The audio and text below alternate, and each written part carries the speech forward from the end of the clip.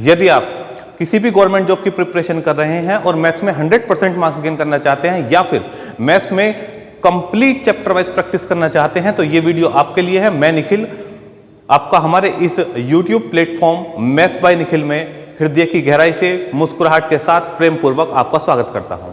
चलिए आज की क्लास शुरू करते हैं। आज ये हमारी 9th क्लास है जिसमें हम परसेंटेज से रिलेटेड क्वेश्चंस को सॉल्व कर रहे थे। इसमें हम आज पार्ट 9 स्टार्ट करेंगे जिसमें हम कुछ क्वेश्चनों को देखेंगे। और उससे पहले मैं आपसे एक बात बताना चाहूंगा कि जैसा कि आपने थंबनेल पर देखा है टारगेट 25/25, इसका मतलब ये है कि जो भी छात्र या जो भी हमारे साथी लेखपाल की प्रिपरेशन कर रहे हैं मैथ्स में 25 आउट ऑफ 25 मार्क्स आपके जरूर आएंगे यदि आप इस चैनल को फॉलो करते हैं। तो यहां आपको जितनी चीजें कराई जाए आप उनकी प्रैक्टिस करते रहिए और मैथ्स में आपके 100% मार्क्स आएंगे, ये मेरा वादा है आपसे। तो चलिए शुरू करते हैं हम आज की क्लास। तो हमारी जो लास्ट क्लास थी उसमें मैंने आपको बताया था कि हमने सेकंड शीट स्टार्ट कर दिया परसेंटेज की। और जिस भी साथी को ये शीट चाहिए, हालांकि अब तो मैं डिस्प्ले पर क्वेश्चन करने लगा हूं, लेकिन फिर भी अगर ये शीट पहले वाली शीट सोल्व करना चाहते हैं तो मैंने कॉन्टैक्ट नंबर अपना बताया है 9759202013। ये हमारा व्हाट्सअप नंबर है, इस पर मैसेज करके आप ये शीट मंगा सकते हैं और क्वेश्चन सोल्व कर सकते हैं। और अगर आपको वीडियो अच्छी लगती है या मेरे द्वारा क्वेश्चनों को कराया गया जो सॉल्यूशन है अच्छा लगता है तो वीडियो को जरूर शेयर करें। चलिए शुरू करते हैं। तो आज जो हमारा क्वेश्चन है, चलिए क्वेश्चन नंबर 8 से हम शुरू करते हैं आज। तो एक क्वेश्चन है, यदि किसी संख्या का 58 सही 1/3% उस संख्या से घटाया जाए तो हमें 640 मिलता है। मूल संख्या का 131 सही 1/4% ज्ञात कीजिए। मूल संख्या का 131 सही 1/4% ज्ञात कीजिए। देखिए इसने क्या कहा है, इसने कहा है यदि किसी संख्या का 58 सही 1/3% संख्या से घटाया जाए। देखिए तो सबसे पहले हमें देखिए जितनी भी आपको परसेंटेज बताई जाए इनकी आपको फ्रैक्शन याद रखनी है। उस फ्रैक्शन का क्या करना, इसे करना क्या है आपको कि इन्हें लिखकर और आप जहां पढ़ते हैं वहां स्लिप लगा दीजिए जो भी इंपॉर्टेंट है या फिर जो आपको याद नहीं हो रही है। अलग से ऐसा रटने की जरूरत नहीं है कि इन्हें बैठ के याद करने की जरूरत है, लेकिन यदि आपके आंखों के सामने रहेंगी तो ये ऑटोमेटिकली आपको याद हो जाएंगी। जैसे 58 सही 1/3% की फ्रैक्शन होती है जी 7/12। इसका मतलब क्या है, इसका मतलब ये है कि 12 का 58 सही 1/3% कितना है 7।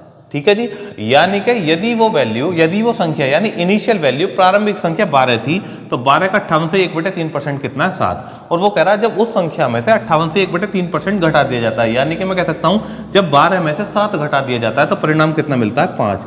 और यहां देखिए उसने परिणाम बोला है 640 मिलता है, यानी जो 640 है ये कितने की वैल्यू है 5 की। अब उसने हमसे पूछा क्या है, उसने हमसे पूछा मूल संख्या का 131 सही 1/4% ज्ञात कीजिए। मूल संख्या का 131 सही 1/4% ज्ञात कीजिए, ये उसने पूछा है। अब देखिए यहां से जो मैं सोल्व करूंगा यहां से मुझे 1 यूनिट का मान आ जाएगा और हमारी संख्या कितनी है 12 यूनिट। अगर हमसे उसने संख्या पूछी होती, ये संख्या का इतने % नहीं पूछा होता, अगर केवल संख्या पूछी होती तो यहां मैं 12 से गुणा कर लेता और जो भी यहां पे आंसर आता तो आपकी मूल संख्या निकल जाती। अब इसने क्या बोला 131 सही 1/4%। अब आपको यहां से क्या चीजें पता होनी चाहिए, आपको पता होनी चाहिए कि आपकी एक फ्रैक्शन होती है 6 सही 1/4%। 6 सही 1/4% ये होती है आपकी 1/16 की। 1/16 बराबर कितना 6 सही 1/4। अब मैं आपको एक बात बताना चाहता हूँ, आप ध्यान से समझना। जैसे 131 लिखा हुआ है तो सबसे पहले तो इसे 1 को भूल जाओ। इस 1 से 1 हो 2 हो 3 हो इससे कोई मतलब नहीं। अभी 31 सही 1/4% है। अब देखिए जब मैं इसमें 5 की गुणा करूंगा, यहाँ भी 5 की हुई और यहाँ भी 5 की, तो 6 पंजे 30 और 1 पंजे 5, तो 6 पंजे 30 सही 5/4 आ जाएगा। और 5/4 को फिर मैं जब 4 से भाग दूंगा तो वो आ जाएगा। देखिए हाँ मैं तो बता देता हूँ, जब हमने 6 समझने के लिए फिलहाल ही मैं बता रहा हूँ आपको, एक बार अच्छे से समझ लीजिए। अब जैसे आपको पता होना चाहिए कि भाई 4 किस में आता है 25% में आता है। 25% की फ्रैक्शन 1/4 होती है, लेकिन ये लमसम बन नहीं रही है। जब आप प्रैक्टिस करोगे तब आपको पता चल जाएगा इन चीज़ों का। अब मैंने देखा कि दोनों में यदि मैं गुणा कर लूँ 5 की, इसमें भी, तो देखिए 6 पंजे 30 और 5 एकम 5, तो ये कितना बन गया ठीक। लेकिन कभी भी अंश हर से बड़ा नहीं हो सकता, तो इसलिए फिर से सोल्व करेंगे तो ये कितना हो जाएगा 30 प्लस 4 एकम 4 और 1 5। अब देखिए 31 सही 1/4, तो मैं आपको यही समझाना चाह रहा था कि ये परसेंटेज जो है या तो हमें सॉल्व करनी आनी चाहिए, सॉल्व करनी भी आती है तब भी थोड़ा सा ध्यान रखिए कैसे, जिससे कि आपका समय बच सके। अब देखिए मैंने इसे कैसे सोल्व करा, या तो मैं ऐसा कर लेता कि भाई 13 चौका 52 4 एकम 4 है ना, तो 524 525/400 ऐसा करके भी सोल्व कर सकता था। अदरवाइज मैंने सोचा यार 31 सही 1/4% है, क्योंकि 1 हो 2 हो 3 हो इसे तो आगे भूल जाओ, इसे तो बस ऐसे ही आगे 1 लगा देंगे। अब देखिए 31 किससे बना, हमने देखा 31 बना है 6 से ही 1/4 वाली से। हमने कितने की गुणा करी, 5 की, तो यहाँ भी गुणा कर लो 5 की, तो ये बन गई 5/16। और यहाँ कितना लगा हुआ था, 1 आगे 1 लगा दिया। अगर ये प्रैक्टिस है, अभी तो हो सकता है, अभी देखो हो सकता है जब हम चीज़ें सीखते हैं, सीखते समय हमें कुछ चीज़ें ऐसी लगती हैं कि हम बेसिक कर लेते तो ही अच्छा था, लेकिन जब हम सीखते हैं चीज़ें तो उस समय हमें ध्यान देना चाहिए। ठीक है, कोई दिक्कत नहीं है, बाद में समय आपका जरूर घट जाएगा इन चीज़ों से। तो 16 एकम 16 और 16 और 5 21, 21/16। मैं कह सकता हूँ कि यदि वो संख्या तो कितनी हो गई 12, या इधर लिख लीजिए, यदि वो संख्या कितनी हो गई, यहाँ से वो संख्या आ गई, गुणा 12 करते वो संख्या आ गई, लेकिन मुझे उस संख्या का भी कितना चाहिए, 16 एकम 16 और 5 21/16 भाग चाहिए। बस यहाँ से जब आप सोल्व कर लोगे आपका आंसर आ जाएगा। चाहे आप सोल्व करके देख लो, 16 चौका 64 40 आ गया यहाँ पे, और 5 अट्ठे 40, 4 दूनी 8 और 4 तिया 12, 3 सत्ते 21। कहाँ मिस्टेक करी, 3 सत्ते 21 बिल्कुल ठीक है, कहीं पे मिस्टेक हुई है। 16 चौका 64 0, और आपका यहाँ से कितनी मैंने काट लिया, 5 अट्ठे 40, 8 बार काट लिया, 4 दूनी 8, 4 तिया 12 और 3 सत्ते 21। ठीक है बिल्कुल, यहाँ तक कोई दिक्कत इसमें नहीं है। तो फिर क्या दिक्कत हुई इसमें, 16 एकम 16 और 5 21, 21/16 भाग चाहिए, हमने वो संख्या चाहिए थी 12 से गुणा कर लिया, बिल्कुल सही है। तो भाई मिस्टेक तो कहीं नहीं होनी चाहिए इसमें, हमने कहाँ मिस्टेक करी है। 16 चौका 64 और 0 आ गई, 5 से डिवाइड कर ले, 5 अट्ठे 40 आ गया।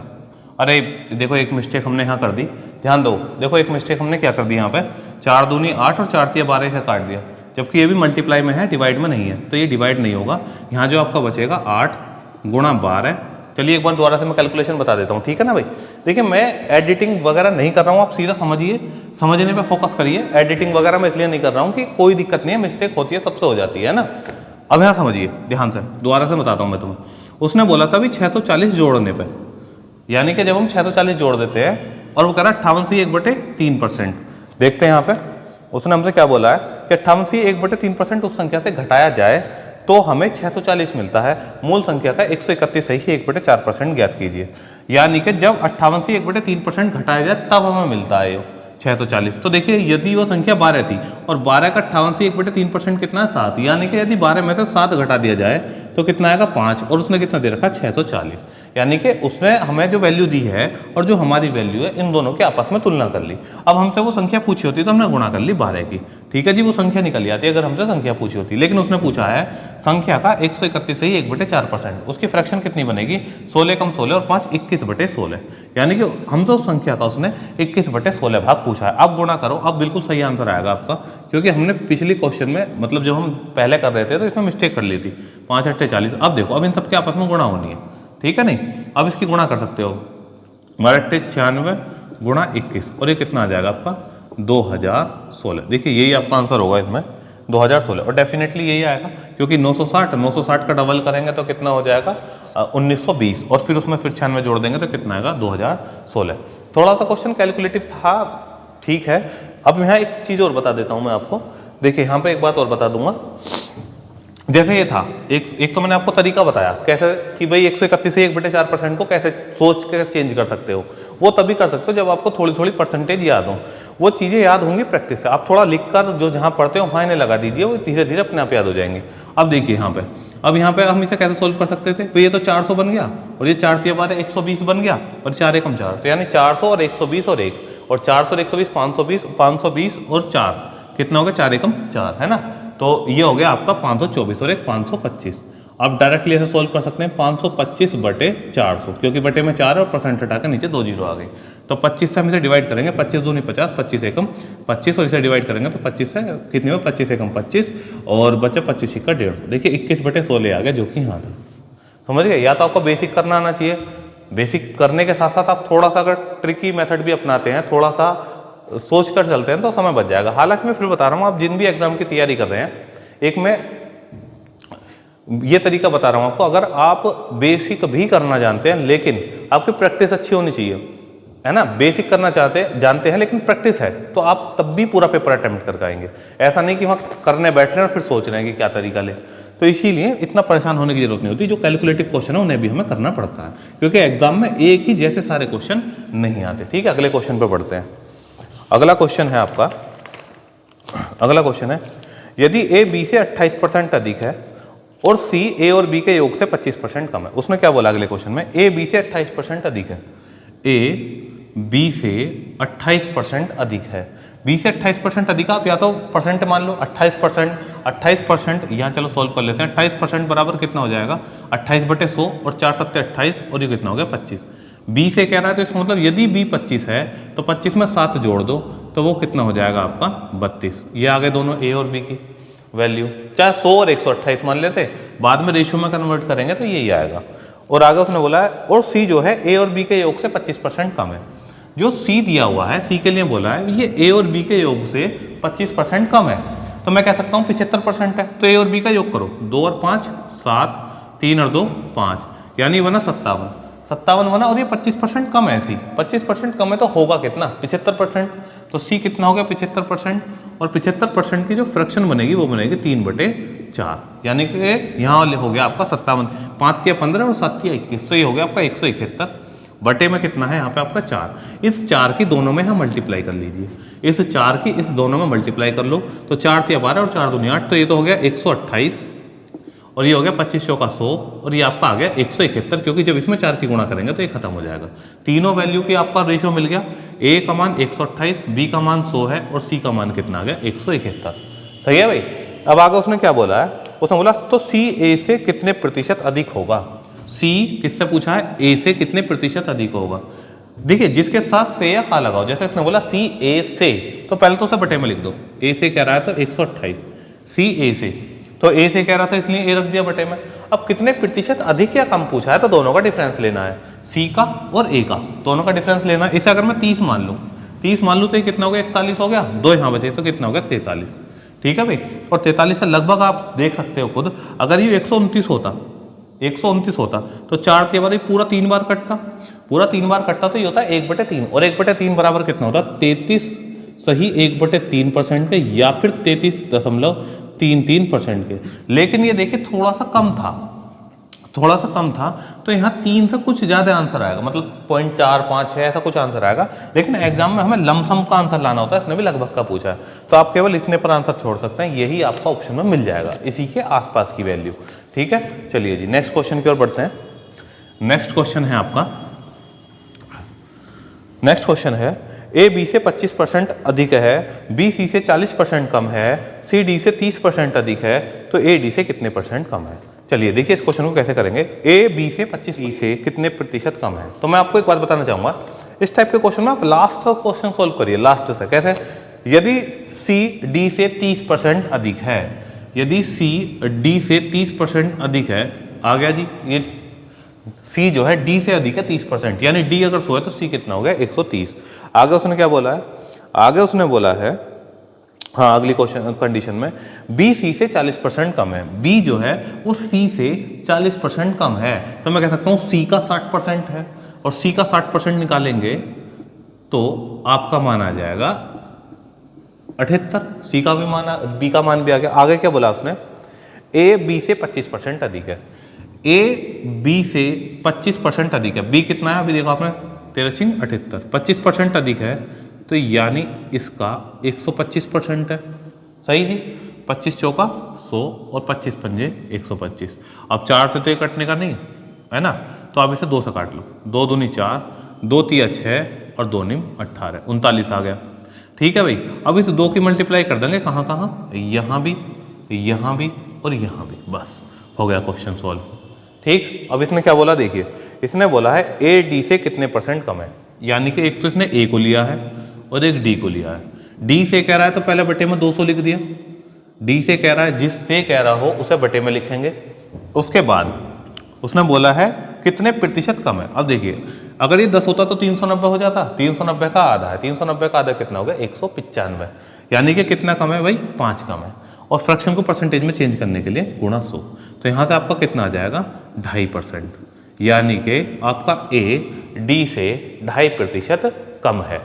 आगे देखिए अगला क्वेश्चन है, यदि किसी संख्या का, अभी मैं इसे रफ कर देता हूं फिर क्वेश्चन पढ़ता हूं आपके सामने। यह अगला क्वेश्चन, यदि किसी संख्या का 60% संख्या के 20% से 120 अधिक है तो संख्या का 28% संख्या के 33 से ही 1/3% से कितना कम होगा।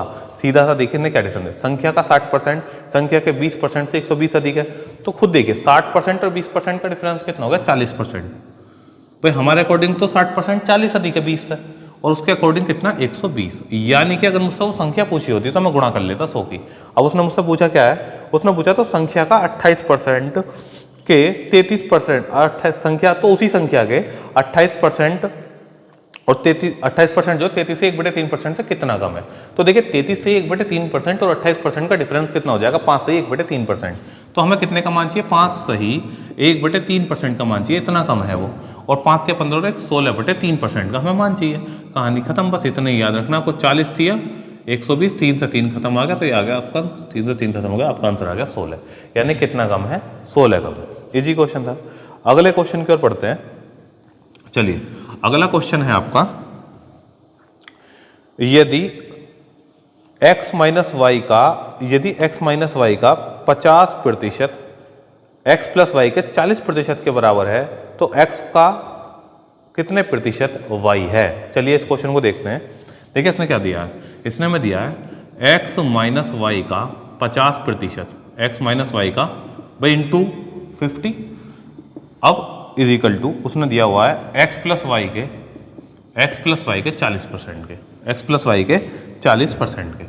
चलिए अब एक बात समझिए, पहले यहाँ पे एक बात समझनी है कि x माइनस वाई का मान कितना है 40 और x प्लस वाई का मान कितना है 50। ये आमने सामने वाली वैल्यू होती है। अब देखिए मुझसे इसने पूछा x y से या y x से, इन दोनों का रिलेशन पूछा है x और y का, तो मुझे यहाँ x और y के मान पता होने चाहिए। इसके लिए सबसे आसान तरीका है कि जब आपके पास दो संख्याओं का अंतर भी है और दो संख्याओं का योग भी है, तो एक बार जोड़ के आधा कर दो, x का मान आ जाएगा यानी बड़ी संख्या का मान आ जाएगा, और जब अंतर का आधा कर दोगे तो छोटी संख्या का मान आ जाएगा यानी कि y का मान आ जाएगा। अब देखिए 50 और 40 90 का आधा हो गया 45, तो यहाँ x का मान कितना आ गया 45, और 50 और 40 का अंतर 10, और 10 का आधा कितना हो गया 5, और यहाँ y का मान आ गया 5। अब क्वेश्चन में क्या पूछा है, बस यही आंसर आ जाएगा आपका।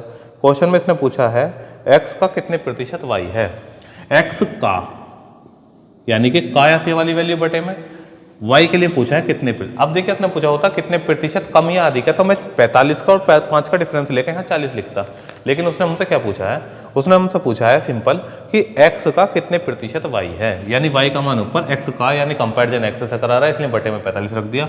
अब 5 एकम 5 और 5 नहीं 45, और 1/9 बराबर आप सभी को पता होगा 11 सही 1/9% होता है। अदरवाइज ध्यान रखो फ्रैक्शन को परसेंटेज में चेंज करने के लिए गुणा 100 कर देते हैं। चलिए अगले क्वेश्चन की ओर बढ़ते हैं। अगला क्वेश्चन है आपका, यदि 120 को x% घटाने पर परिणाम 40 को x% बढ़ाने पर परिणाम के समान है तो 210 का x% 180 के x प्लस 20% से कितने प्रतिशत कम है। इसे देखिए हम दो तरीके से भी देख सकते हैं सिंपल। पहले मैं आपको थोड़ा बेसिक बता देता हूँ। उसने बोला 120 को x% घटाने पर, यानी संख्या 120 थी, उसका x% घटाएंगे तो कितना रह जाएगा 100 माइनस x%। भाई 100 माइनस x% ही तो रह गया। ठीक, अब वो कह रहा है वहीं दूसरी संख्या 40 है और 40 को हम कितना बढ़ा रहे हैं, 40 को हम फिर x% बढ़ा रहे हैं यानी कि 100 प्लस x%। तो ये हो गया, यहाँ इतना मान आ गया। अब हम इसे कह सकते हैं 40 थी 120 और यहाँ हो जाएगा आपका 300 माइनस 3x बराबर 100 प्लस x। 100 को इधर ले जाओ और माइनस 3x को इधर ले जाओ, तो 100 में से जब हम 300 में से जब 100 घटाएंगे तो यहाँ बचेगा आपका 200 और यहाँ आपका हो जाएगा 4x। तो यहाँ से आपका x का मान कितना आ गया 50, यानी कि जो परसेंटेज वाली बात थी कितने परसेंट है 50% है। ठीक, अब उसने हमसे क्या बोला है कि 210 का x% यानी 210 का 50%, और 210 का 50% का मतलब है 210 का 1/2, और ये कितना हो गया आपका 105। 210 का 50% यानी कि 105, और 180 के x प्लस 20% से, 180 के x प्लस 20 का मतलब है 50 प्लस 20 70% से। ठीक है भाई, 70% से, यानी कितना हो गया 126। दोनों संख्याएं आ गई हमारी, इन दोनों का कंपैरिजन कराया 120 105 और 126 का। समझ में आ गया ना कैसा है, नहीं आया तो फिर से आप देख सकते हैं एक बार। तो अब उसने पूछा है 210 का x% यानी कि ये 100 मतलब 180 के x + 20% से कितना कम है, ये इससे कितना कम है, ये वाली वैल्यू इस वैल्यू से कितना कम है। तो जिस वैल्यू से कंपैरिजन करा रहा है पहले तो बटे में उसे रखो 126। अब देखो इन दोनों का डिफरेंस कितना कम है, 21। 21 से कम 21 और 21 सिक्का 126 और 1/6 बराबर अच्छे से पता होगा आपको 16 से ही 2/3% के बराबर होता है। 1/6 बराबर कितना होता है, 16 से ही 2/3% के। अगर नहीं पता आपको तो फिर आप गुणा 100 कर लीजिए, 1/6 गुणा 100 करोगे तभी भी आंसर ये आएगा 16 से ही 2/3%। उम्मीद करता हूँ भाई चीज़ें समझ में आ रही होंगी। देखिए होता क्या है, अभी थोड़ा स्टार्टिंग है कैमरा फेस करने की, तो कुछ चीज़ें स्किप भी हो जाती हैं कभी कभी, ठीक है ना, तो आप समझिए उन चीज़ों को। चलिए आगे बढ़ते हैं। अगला क्वेश्चन है आपका, अगला क्वेश्चन है ये देखते हैं, यदि ए की आय बी से 45% कम है, यदि एक है ए एक है बी, ए की आय बी से 45% कम है बी से, तो ये देखिए अगर ये 100 है तो 45 कम है तो ये कितनी हो गई 55। ठीक, आप इसे रेशियो में कन्वर्ट कर सकते हैं, तो ये कितना आ जाएगा यहाँ पे 20 और ये कितना आ गया 11। तो अब वो पूछ रहा है तो ए तथा बी की कुल आय, यानी कि ए और बी की कुल आय कितनी हो गई 31। ए और बी की कुल आय ए की आय के कितने प्रतिशत, ए की आय से कितने प्रतिशत अधिक है, ए और बी की कुल आय ए की आय से कितने प्रतिशत अधिक है। अब देखिए ए की आय से, तो पहले तो बटे में 11 रखो क्योंकि से या का जिस वैल्यू के साथ होता है उसे बटे में रखते हैं।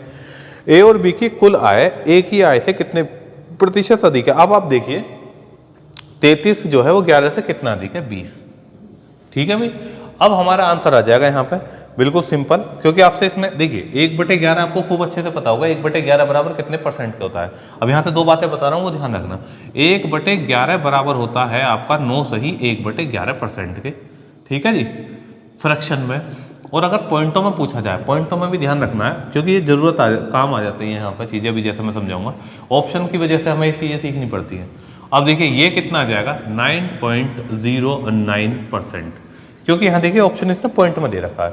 अब हम सिंपल क्या कह सकते हैं, हम कह सकते हैं कि भाई 1/11 का मान कितना होता है, हम इसे ऐसे भी तो लिख सकते हैं 20 गुणा 1/11 लिख सकते हैं, इसे ऐसे नहीं 20/11 को 20 गुणा 1/, अब 1/11 का मान आपके पास होता है, ये आपको याद है, तो आपको कितना 9.09%।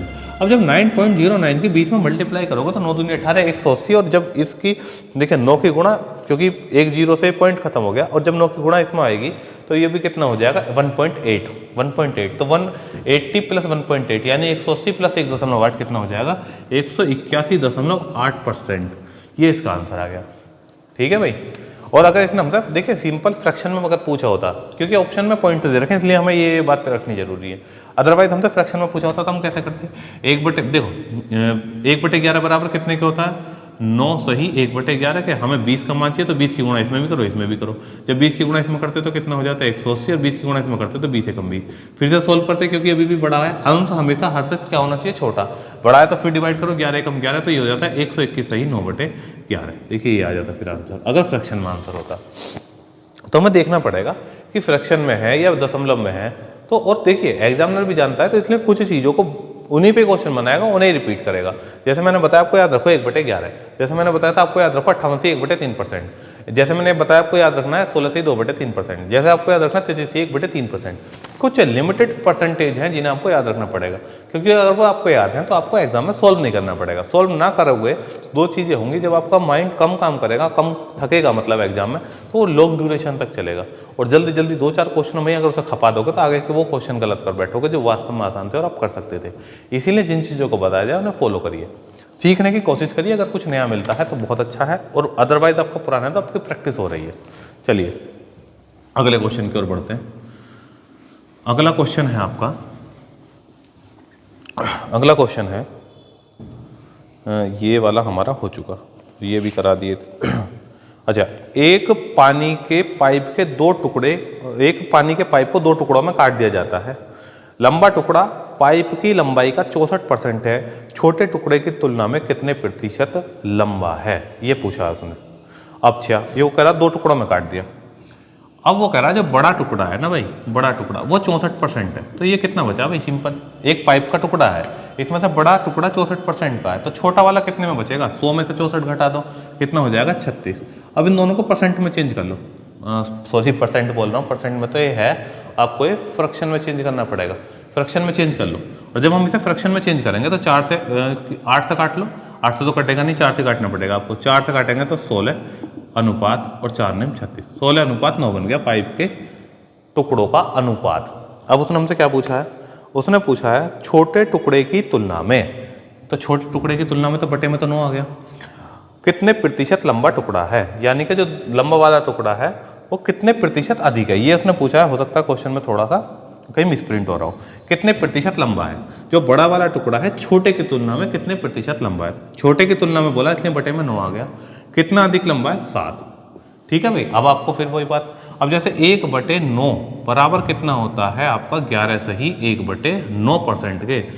ठीक है भाई, लेकिन पॉइंटों में कितना होता है 11.11% के, ये याद रखना होता है आपको। अगर ये याद है तो आप तुरंत बोलोगे, क्योंकि देखिए हमें देखने पड़ते हैं ऑप्शन।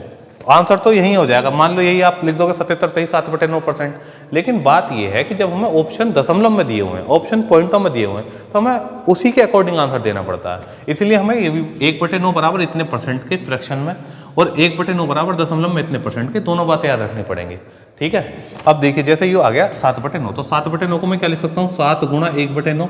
देखिए 7 एकम, देखिए 7/9 का मतलब है 7 गुणा 1/9। अब इस 1/9 को आपने कितने परसेंट सीखा अभी 11.11% के, और 7 की इसमें मल्टीप्लाई कर दो। जब इसकी 7 में मल्टीप्लाई हो जाएगी तो आंसर कितना आ जाएगा 77.77%। ये आपका आंसर हो गया। समझ में आई भी थोड़ी सी बात। क्यों याद रखना पड़ता है, ऑप्शन की वजह से, क्योंकि ऑप्शन में जिस तरीके से आंसर पूछा होगा आपको भी वैसे ही आंसर लेकर आना है। और अगर कोई देखिए कैलकुलेटिव कुछ नहीं होता, कैलकुलेटिव होता है तब होता है जब एग्जामिनर चाहेगा कि कैलकुलेशन हो, अदरवाइज कुछ ना कुछ हिंट छोड़ता है वो। अगर आप उन हिंट्स को पकड़ जाते हैं, वो चीज़ें सीख लेते हैं, तो आपकी कैलकुलेशन, कम कैलकुलेशन से आपका आंसर आ जाएगा। इसीलिए मैं बोल रहा हूँ भाई, देखिए जैसे ये चीज़ें आपको थोड़ा याद रखनी है, ये याद रखनी है। अब आप देखिए क्वेश्चन में यही टर्म क्यों ली गई, प्रीवियस ईयर क्वेश्चन है, यही टर्म इसलिए ली गई क्योंकि ये एग्जाम के क्वेश्चन है, और एग्जामिनर भी चाहता है आपको ये चीज़ें पता होनी चाहिए। ठीक है भाई, अगला क्वेश्चन की ओर बढ़ते हैं। चलिए अगले क्वेश्चन की ओर, और आपका अगला क्वेश्चन है, हाँ, ए और बी दो निश्चित बिंदु 5 सेंटीमीटर लंबे हैं। ये 5 सेंटीमीटर लंबे कह रहा हूँ, सॉरी 5 सेंटीमीटर अलग है, यानी कि हम ऐसा कह सकते हैं ए और बी, ये 5 सेंटीमीटर का इनमें गैप है दोनों में। अब उसने क्या बोला है, उसने बोला सी ए बी पर एक बिंदु है, सी जो है वो ए बी पर एक बिंदु है। उसने बोला ए सी बराबर 3 सेंटीमीटर है, और ये कितना हो गया आपका 2 सेंटीमीटर। ठीक है भाई, दोनों का दे दिया, 3 सेंटीमीटर 2 सेंटीमीटर। उसने बोला ए सी की लंबाई को अगर 6% बढ़ाया जाए तो सी बी की लंबाई कितने % कम होगी। बहुत सिंपल क्वेश्चन। ए सी की लंबाई को अगर 6% बढ़ाया जाए, ये तो बोला उसने ए सी की लंबाई 6%, हाँ बिल्कुल ठीक। खुद देखो परसेंटेज में कम, देखिए यूनिट दोनों अलग अलग है, ये 3 है, यहाँ से यहाँ तक का मान 2 है, यहाँ से यहाँ तक का मान 3 है। यहाँ मैं एक बात बता रहा हूँ, अगर ये दोनों बराबर होते, सपोज करो ये हमने 5 था, तो हमने 2.5 पे, अगर इसे 2.5 पे बांटा होता, यानी ए और सी की दूरी और सी और बी की दूरी 2.5 के डिस्टेंस पर होती, तो जितनी भी वृद्धि हम ए और सी में करते उतनी ही कमी सी और बी में होती, अगर वो आधे पे होता। अब आधे पे तो है नहीं, वो देखिए कितने पे, वो 3 पे। इसका मतलब परसेंटेज में जरूर फर्क आएगा, लेकिन जितना ये बढ़ेगा उतना ही ये कम होगा यूनिट में। मान लो इसे हमने 1 यूनिट बढ़ा दिया तो डेफिनेटली 1 यूनिट कम होगा, लेकिन परसेंटेज में फर्क पड़ता है। अब देखिए वो कह रहा 3 का 6% बढ़ा दिया जाए, 3 का 6% बढ़ा दिया। अब हम वही तो देखना है, 3 का 6% 2 के कितने % के बराबर है, बस आ गया आंसर। तो 2 का जो वो कितने % के बराबर हो जाएगा, 9%। यानी कि कहने का मतलब ये है कि यदि आप ए सी वाले पोर्शन में 6% की वृद्धि करेंगे तो बी सी वाले पोर्शन में कितने की वृद्धि हो जाएगी, 9% की। देखिए ठीक है, एक तरीका तो। दूसरा भी आप समझ सकते हैं, एक दूसरा तरीका, हालांकि यही आसान है, एग्जाम में ऐसे क्वेश्चन को ऐसे ही कर दिया जाता है। हमने मान लिया 300 है और ये 200 है। अब 300 का 6% की वृद्धि करिए, 2 जीरो इसलिए लगाएं क्योंकि 6% निकालना है अभी मुझे। तो 6% कितना हो गया, 18। इसमें 18 की वृद्धि करी, मान लो इसमें 18 की इसने वृद्धि करी, 18 यूनिट की, तो डेफिनेटली 18 की इसमें होगी कमी, तो 18 की कमी होगी कितने पे, 200 पे। और फ्रैक्शन को परसेंटेज में चेंज करने के लिए गुणा, तो 2 जीरो से 2 जीरो कैंसिल आउट हो गई, और 2 9 18। देखिए कितना है, 9%। अभी जो आपको समझाया वही 9% आंसर है। तो समझ गए, लमसम वही चीज़ें होती हैं एग्जाम में। ऐसे क्वेश्चनों को बस करना आना चाहिए, बहुत ज़्यादा ऐसा कोई ट्रिकी मेथड नहीं होता है और ना ज़रूरत होती है। भाई मेरा मानना ये है कि मैंने भी एग्जाम क्रैक करे, ऐसी बात नहीं है, लेकिन फिर भी मैं ये बोल रहा हूँ इतना ज़्यादा परेशान होने की जरूरत नहीं होती है एग्जाम में। एग्जाम का लेवल हमेशा आपकी क्लास से ईजी होगा, देख लेना आप, और जितना आप क्लास में पढ़ाया जाए उन्हीं तरीकों को अपना लीजिए। ज़्यादा बहुत कुछ बढ़िया तरीके को करने के चक्कर में आप उन तरीकों को भी भूल जाते हैं जो तरीके आपको याद होने चाहिए। तो ये बेसिक से मेथड है, इन्हीं बेसिक से मेथड से हम क्वेश्चन सॉल्व कर लेते हैं। आगे देखिए, आगे क्वेश्चन है, ए की आय बी की तुलना में 25% अधिक है। ए की आय बी की तुलना में 25% अधिक है, तो आप या तो ऐसे मान लीजिए ये 100 है तो 125 हो गई, रेशो में कहना चाहोगे तो ये 5 हो जाएगी और ये 4 हो जाएगी। आगे ए और बी की आय, अब उसने बोला है सी की आय ए और बी की आय के योग से 65% कम है। सी की आय ए और बी के योग से, योग कितना हो गया भाई इसका 9, अब वो कह रहा है योग से 65% कम है, यानी कि सी की आय इन दोनों के योग से 65% कम है, और होती कितनी है कुल 100%। जब 65% कम है तो कितनी हुई 35% तो आज भी है ना, इसका मतलब 35% तो अभी भी है। बस आ गई यूनिट सी की भी।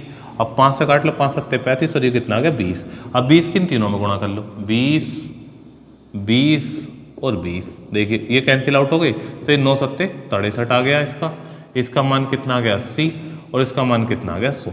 अब इसने पूछा क्या है, इसने पूछा आपसे तो सी की आय ए की आय से कितने प्रतिशत कम है। सी की आय ए की आय से बटे में 100 तो डेफिनेटली इन दोनों का डिफरेंस वही आंसर हो जाएगा, लेकिन फिर भी हम सॉल्व कर लेते हैं। उसने पूछा सी की आय ए की आय से, तो से ए के साथ आया इसलिए ए को तो बटे में रख दिया, कितने प्रतिशत कम है। कम या अधिक हो तो दोनों का डिफरेंस, कम या अधिक होने पर दोनों का डिफरेंस ले लिया जाता है। 100 और 63 का दोनों का डिफरेंस कितना है 37, और फ्रैक्शन को परसेंटेज में चेंज करने के लिए गुणा 100, तो आपका आंसर कितना हो गया यहाँ से 37%। 37% कम है किसकी आय ए की, किससे सी से, ए से सी की आय 37% कम है। चलिए अगले क्वेश्चन की ओर बढ़ते हैं। अगला क्वेश्चन है, चलिए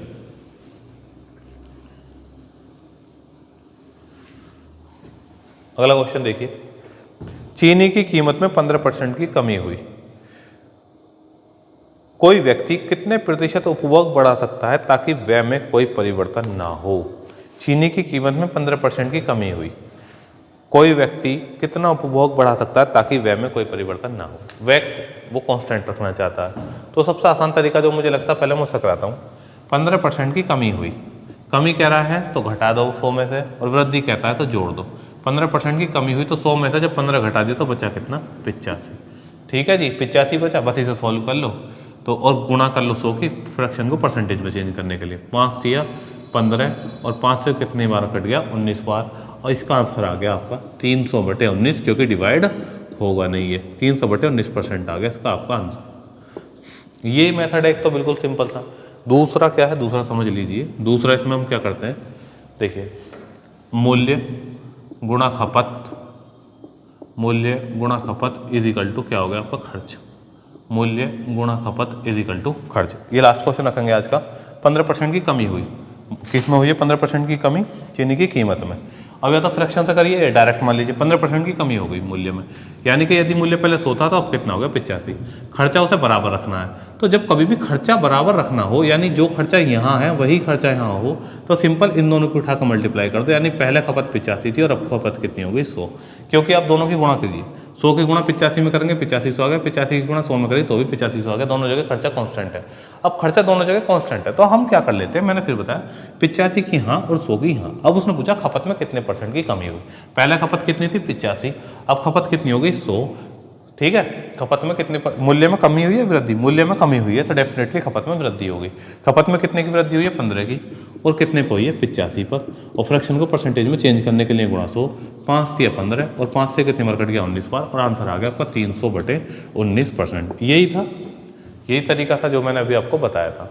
देखिए आज के लिए बस इतना ही रखते हैं, इतने ही क्वेश्चन रखेंगे आज के लिए।